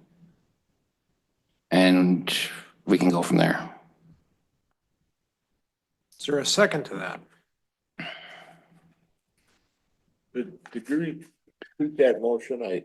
Sure. I'm making a motion and moving that, on a condo property, which is again, one property with multiple owners, ownership with the condo ownership, that when there is more than one lot or one dwelling unit on that parcel being rented, or being proposed, when they want to rent more than one, that is when they go to the Sawyer County, zoning department and seek a conditional use permit to do so, to be able to operate more than one rental on that property. Okay, then. What would, then if that happens and they come to Jay, what the devil would Jay say? What would he do? I mean, no, I'm not trying to be that, but talk about passing the turkey, you know? Well, would this go through the regular conditional use permit process where it'd be sent to the towns and then back to zoning? So is what they're applying for a resort use, or is this a condo rental use? Well, I mean, technically this is, in my view, if you're renting out more than one unit on one property, it's the use is a resort. Now again, that's where we're in the gray area here because the ownership is a multiple people, but they all own part of that property. And I guess if the condo association is gonna let people rent out multiple, everyone rent out their own unit, that's, to me, the use is more of a resort. And again, I thought this was one of your recommendations to help clean this up, was that they seek a conditional use permit from zoning. So we can at least kind of keep tabs on what's happening. Go ahead, Zen. So my question is, and I'm gonna give you a scenario, you got 4 different, owners. 2 owners on the end want to rent them out, 2 in the middle don't want them to rent them out. That's what we're, I think, in that realm of. And that's why I think the conditional use would be a good thing, because then they could also say, hey, we don't want this because we don't want to be next to renters that are renting it out every other week. Is that a second? Because I don't believe we've had one yet. Oh, yes. That would be a second. Thank you, sir. Second, have a discussion. When you said that it kind of changed my tune. So I hypothesized. I thought about this. And ultimately, in those scenarios, you're almost pitting the condo owners against themselves, which I actually like. I hate condos to begin with. I absolutely hate condos. That wasn't my intent. Right. And I guess, you could craft some type of ordinance language that in order for the condo to even apply for this, that they need a percentage amount of the unit owners to even submit for the application. Which then they have to go through their, meetings and get signatures. And if there's, if it requires 75% in your scenario, sorry, can't do it. The only, I guess, issue that arises is, well, one of those people are gonna be fine, but the other person's not gonna be able to rent, and I don't know what you're gonna do about that then. I don't know how Matt's gonna view which one are you gonna take? That who rented first, you get to stay. Now the other one, you gotta go. These are tough scenarios. Well, I think if one can go, they would all have to be able to go, but when you said that, maybe it was Ben. So my mind was on that each limited common element has its own PIN number, is a unique property, right around the house. But when you go on a vacation and you have a place like that, you're not gonna walk the tight line of, you're gonna go and enjoy that shoreline, which is the limited common element and does have issues with the other places. And as a matter of fact, state law says you can't transfer riparian rights.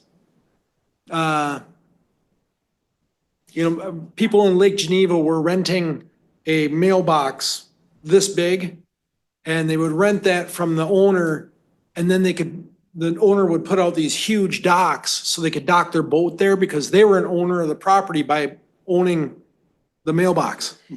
That was what they had. So the state said you can't transfer your riparian rights like that. And I'm wondering if we're not doing the same thing in this case, because they don't actually own the whole thing. Huh. Sarah, you got the answers? I don't have an answer. It was more a question just to clarify the process. Would, if an individual is renting and an other individual wants to rent, would the owner be required to seek the conditional use permit? Or would the condo association be required to seek the CUP? I guess that's up for debate. You would hope that the condo would get together, ultimately they're gonna get notified through the conditional use permit process anyways. But hopefully if you had a scenario where, you have 7 units of a condo and 3 of them are wanting to rent, the condo as a whole would come in and say, we don't mind rentals. We all potentially may want to rent and we want to operate this as a 7-unit resort. We may not all rent, but we want to have the ability to potentially rent up to all 7 of the units. Those are good things to think about too, is I think we could build those requirements in if we are looking at conditional use permit for condo rentals, pseudo resorts, as to the percentage of signatures that are required, whether it's all condo owners, whether it's the one condo owner, whether it's a majority. Yeah, I share your view that it just creates havoc. So we don't even look at requests from a condo owner unless it has a unanimous approval from the condo association. We let them hash it out but the reality then becomes everything gets approved because every condo owner might want to do something similar in the future. So it's an interesting circular. Yeah, and I'll bring some additional research back. I already have some homework as far as, how many resorts are currently in RR1. I'm gonna also kind of look at, what we're experiencing right now for condo rentals as it is right now. I definitely know there are condos that are being rented. And again, the fearful thing is this, if we don't put something on condos, people are gonna go the condo route to circumvent the rules. And I have to say, I rent condos all the time when we go to Alabama or Florida or wherever. And I think in most condo declarations, one person can't speak for the condo or sign paperwork or anything like that. So they would automatically have to follow their own condo declaration that says, in order to do something, you need at least 51% or more of the majority of condo owners to do anything. And by having Mr. Kurzweil's motion that more than one dwelling unit rental on a condo property requires a CUP for the entire property, it does take the 2 people spatting, the 2 in the middle and the 2 on the outsides out. Let them hash that out at some other time.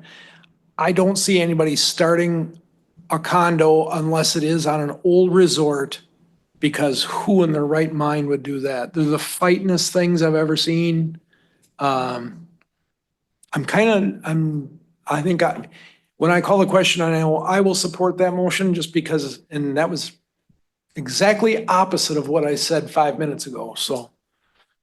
We do have several condos that are owned by the same individual, 6-unit condo and I own all 6 units is a 1/6 interest in all of them.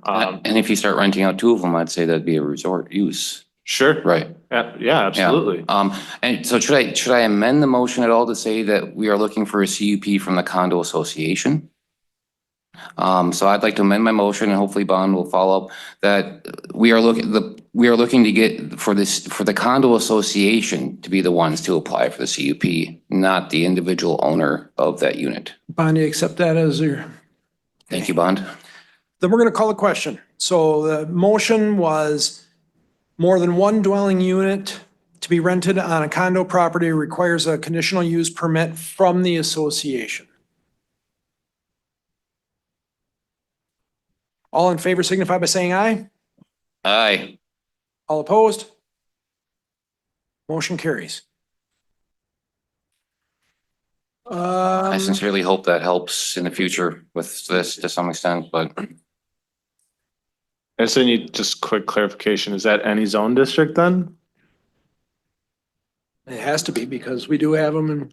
We even have them in R1. Yeah.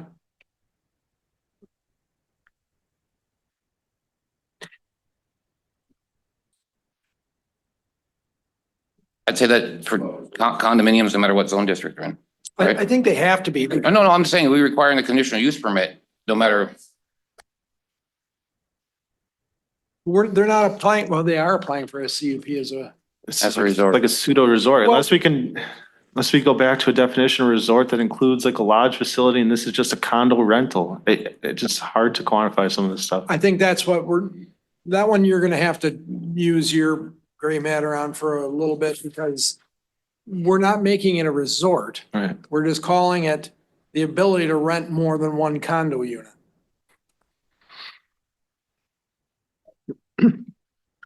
Question, Mr. Chairman? If you start a condo, by state law, you have to have something they call a charter. And it's basically just a bunch of rules that cover what goes on within that cluster of units that are the old resort. Yes. Can zoning do something that could make I don't mean control it, what goes into the charter, but can they hit the condo split up on that term with having an ordinance that says they have to put something in that charter to cover this problem? I think that's what we just did. I You think. think that'll work that way? 50-50 shot. If you have a new resort, if you have a new charter, there's zoning aware of that rapid chart. So they just put right in that from the get-go. Anybody can rent their unit short-term at any time. It's in the chart. So Mr. Bando didn't have his mic on, but what he said was, would they automatically be able to do that from their charter? Sure, they can say, we can apply for a conditional use permit. They don't automatically get the conditional use permit.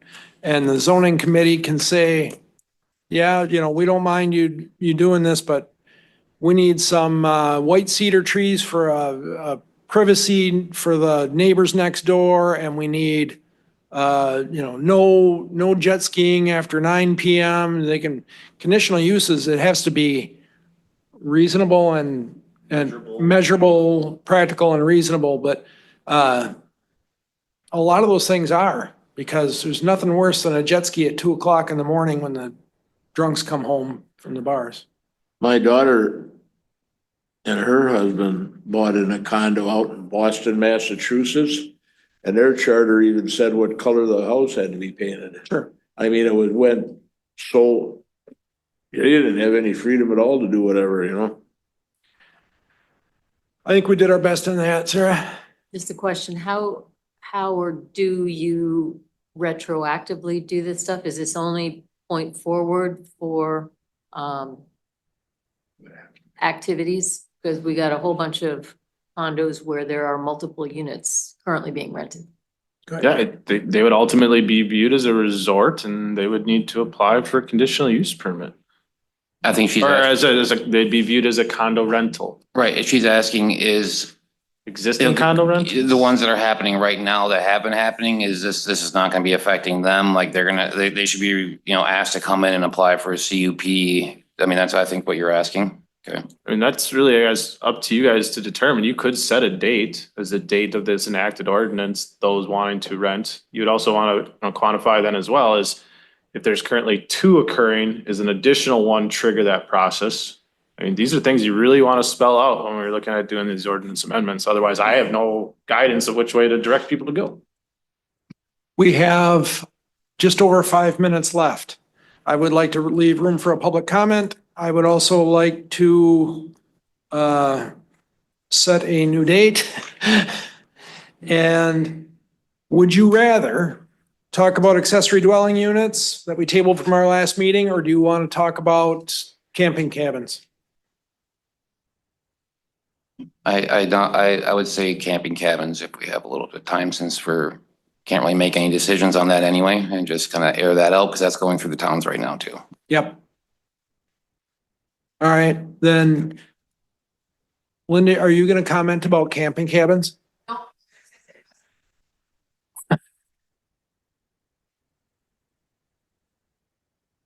No, she's being good. She's being nice. So let's just talk real briefly about the camping cabins, and somebody might have to jump in when I say something wrong. So it appears that currently a camping cabin has to happen in a campground. KOA's got them. They're 200 square feet and they're a shell. You got a roof over your head and sometimes plywood bunk beds or something like that. You could stick like 4 fishermen in there, and I've used them in different states and stayed in there when I'm fishing. And where did the 400, is that from the state changing their definition? Yeah, so I mean, ultimately, this request came in from a campground owner wanting to seek a change to the camping portion of the Sawyer County zoning ordinance. Camping cabins, as of right now, is the construction, placement, installation, or use of camping cabins shall be by land use permit issued only to licensed campgrounds.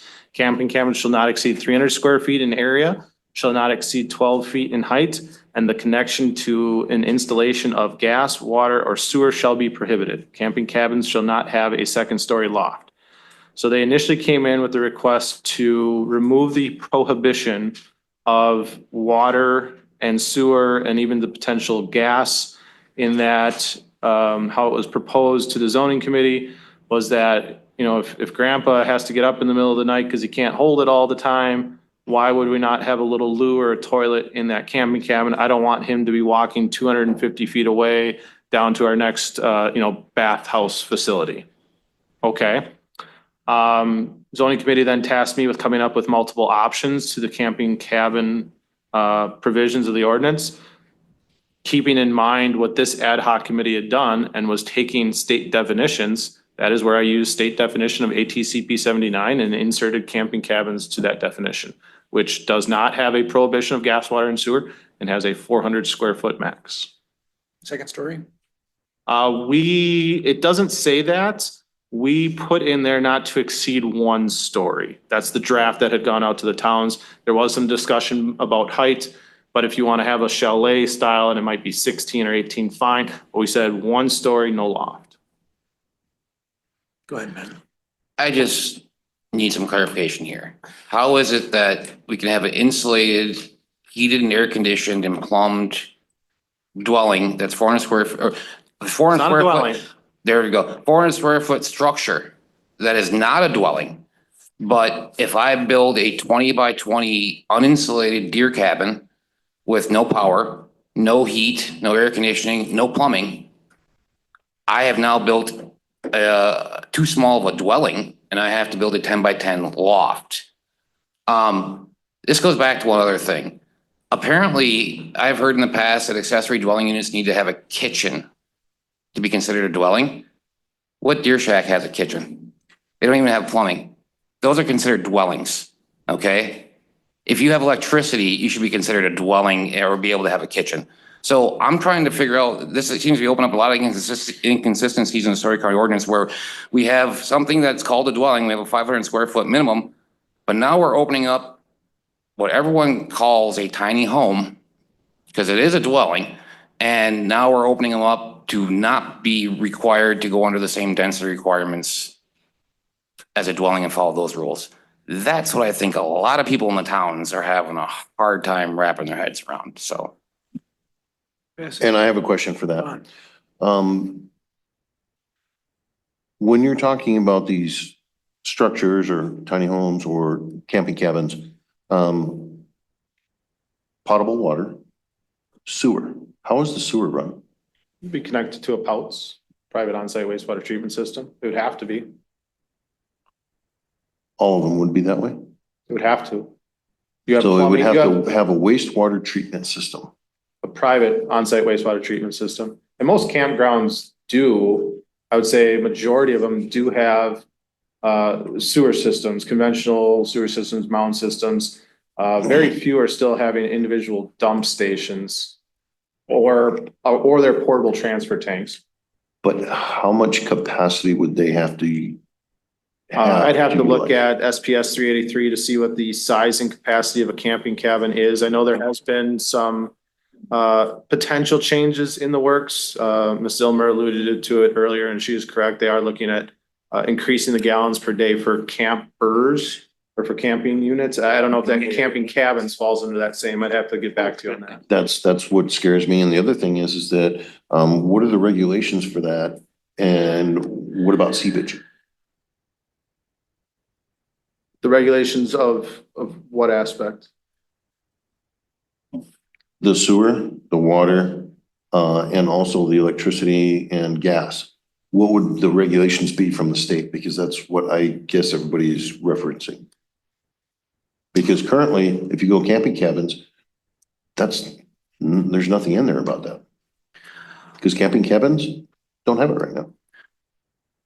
I just want to real quick before Laura and Jim. This passed the town of Hayward, this camping cabin amendment. I had a member of the planning commission who voted against it and then changed their vote for the board meeting. And their rationale was they wanted to see these everywhere and not just on licensed campgrounds. They envisioned a 100-acre parcel where all of us people who work for minimum wage get to live on a small home. And I'd rather live in a trailer park myself. I'd have more room. But this is going through the towns and there's a lot of confusion among some of the people who are making decisions on this as to what's actually going on. But thank you. I just wanted to clarify that. Mr. Go ahead, Mr. President. You know, these campings in existence now, they're a bare bones, they're made to be cheap, and there are a lot of daily options that humans are living with that don't appear with these cabins under the existing. And you know, if grandpa has to get up in the middle of the night and whatever, the family's obviously looking at the wrong event. They need to rent a facility that has indoor plumbing and whatever. Why would the county want to change everything just to satisfy grandpa's trip to the John? You know, this. Don't look at me. I didn't come up with this ordinance. Okay. Yeah. Go ahead, Laura.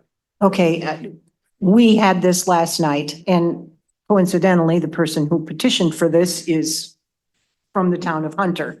We denied it, and the reasons we're citing is this is what was presented to us, just this sheet with very little information. And it got combative and argumentative almost immediately. And what's being brought up is the world is changing, camping is changing, and we talked about peeing in the middle of the night and get a compost toilet then and put it in a camping cabin.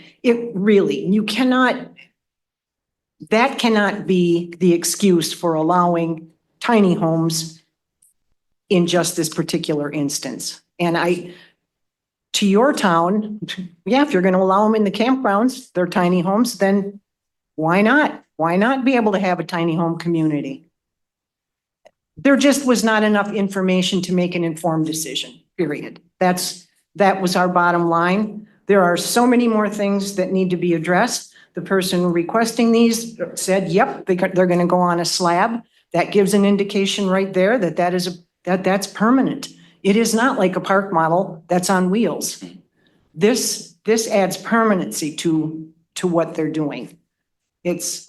I don't know how many other of your towns it's come before yet, but be prepared for arguing. Go ahead. So I've done a lot of research on this, and some of the things that people are omitting and not telling the truth on is that these camping cabins, if they are like that, they actually rent for as much, if not more, than the VRBOs and STRs. Really? Yes. Some of the models that are being sold, I think, by this property owner are in excess of around $80,000. Correct. The other thing is that if somebody, if grandpa has to get up in the middle of the night, then why don't you just rent the VRBO There you go. or the STR? Go to the I mean, hotel. that's what those are for. Right. Camping is camping. That's what it is. It's a fire, it's tent, fabric, the camping cabin where, running water, all that. That's the experience of what camping is. And they're distorting it to changing into a tiny, home place. Like she said, you're gonna have a little community. I think the other issue with the towns was the removal of the 30% that a lot of towns were in favor for, with the 30% limiting of park models and camping cabins in the campground. I think if that had been an option for the towns to pick, that may be one that in the future, if this comes back to the county, might be a wise one for the county to send out to the towns. And my last note is this, and this is to talk, to deal with your towns on this. Our findings of fact for the town of Hayward on this, I wrote it down, and I hope the clerk kept it. The findings of fact I heard from my board as to why we approved the camping cabins is because 2 businesses wanted it. Ironically, those 2 businesses, one's in Hunter and one's in Edgewater. Those are the property owners of the businesses that showed up. But that was what a supervisor said. That was the reason we are passing this. That is not So- legitimate reason. We're gonna go Sarah, Andy, and then we're gonna pull the pin. It's a very quick question so that I represent it appropriately to my board. Can I confirm that the way that this is being presented, it would be possible to put any one of these camping cabins in an allowable campsite space? So by the county ordinance, that's 5 campsites per acre, is that correct? So presumably without a limitation, you could have 5 dwellings or 5 tiny homes per acre on the waterfront in a shoreland parcel. That was another concern we had. We addressed the density issue and there was no mention of that. How do they fit into this scenario? It just doesn't make sense. Andy's gonna back clean up and we're gonna be done. It's not about camping cabins. Does that matter? Damn it, Andy. Oh, let's go. Yeah, but I know there's been some talk, got it. maybe a little bit about the camping cabins, actually. Some things like what's in the scope of the ad hoc and what's not in the scope. And I just suggestion or advise that if there are things outside the scope that you're really dying to talk about and incorporate, maybe your discussion on multi-dwelling developments has drawn a line to some of these. My suggestion would be for the committee to make a motion to ask the county board to expand the scope of the ad hoc to include those things. Yeah. And for a couple of reasons. One, it discloses that to the board and the public that if the board approves it, and I don't know if they would or not, but that these are the things we want to talk about. It also allows anybody on here that wants to get off the ride, because it's going to extend on further, to be able to be replaced. Sure. That would be the appropriate step to take. Yep. My suggestion. May 1 is on our regular rotation. Does that work for everybody? May 1? May 1st, 2 PM. Hopefully that will be our final meeting, our recommendations, but go ahead. Hold on.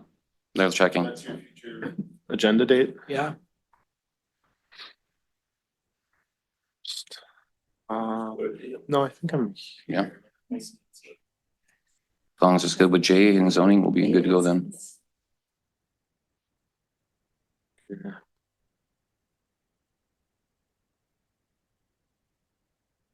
Well, if there's anything else, let me know other than the dates. I think So we can future talk- agenda items, basically whatever we didn't discuss, are we? Yep. Yeah, and I'll try to come up with a red line of how we propose this condo rental. I'm sure we'll discuss it a little bit more. Get the Ouija board out.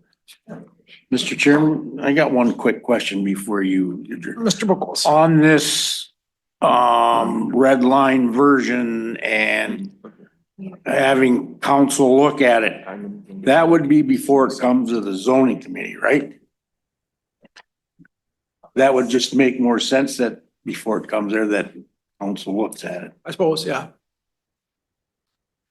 Yeah. And with that, May 1st does work. May 1st does work. May 1st, 2 o'clock. See you all there and we are adjourned.